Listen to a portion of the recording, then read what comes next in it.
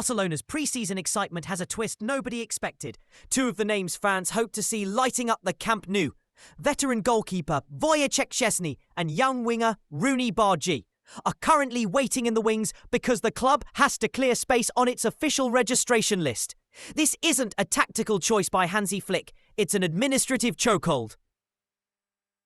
La Liga's audit and salary cap procedures mean Barcelona must balance the books and the roster before adding these new signings to the matchday list. And that balancing act requires moves in the opposite direction involving homegrown players Iñaki Peña and Hector Fort. Put simply, Barca can't just sign and field players overnight. The league's registration system enforces strict limits, and clubs often must wait for outgoing transfers or loan deals to clear space for incoming ones. Right now, the club is actively working to finalise departures, loans or sales for Peña and Fort so that Szczęsny and Bardghji can be formally registered without breaching the financial parameters set by La Liga.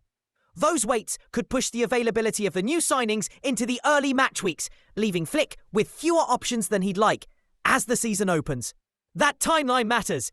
Missing opening fixtures isn't just about a player's debut. It changes rotation plans, leaves cover thin in key positions, and forces the coach to adapt tactics to the personnel he actually has available. For example, if Szczęsny, an experienced international brought in as reliable depth after Ter Stegen's injury problems, is delayed, Flick may have to extend the minutes of an already burdened goalkeeper, or reorganise defensive responsibilities. If Bardghji, a young attacking talent who was intended to slot into the wide rotation, isn't on the list, the attack loses a fresh, pacey option that could have provided different matchups for Lewandowski and the front line. Those small tactical shifts can be decisive in tightly fought league fixtures. From the club perspective, the solution is straightforward in concept, but fiddly in execution. Finalise the outbound moves. Reports indicate Peña is close to leaving on loan, with conditions attached, while Fort's future is also being negotiated, potentially as a loan or sale that would free a place on Barca's list. Once those exits are formalised, the club can register Szczęsny and Bardghji and breathe a sigh of relief. But timing is everything, and the sooner those deals are done, the quicker Flick regains his full tactical palette.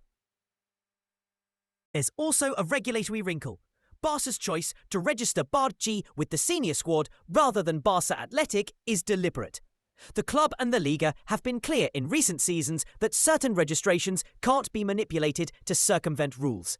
And by placing Bardghji on the first team list, the club avoids potential disputes or interpretations of bad faith. The trade-off is that he may be unavailable for initial fixtures until the paperwork is cleared. But the long-term plan is to integrate him at the top level and avoid administrative headaches later. Fans and pundits are already debating the ripple effects. Will early season results be weaker because of these hold-ups?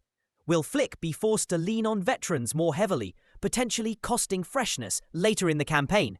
And what does this say about Barca's transfer strategy?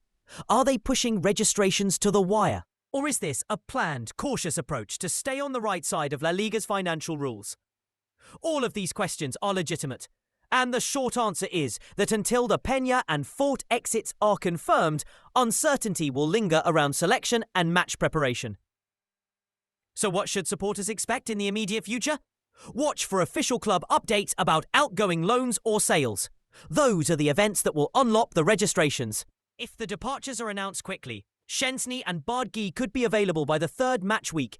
If not, Flick will make do with the squad he has and adjust accordingly. Either way, this episode underscores how modern football is governed as much by finance and paperwork as it is by tactics and training, and how a single administrative bottleneck can shape the opening chapters of a season.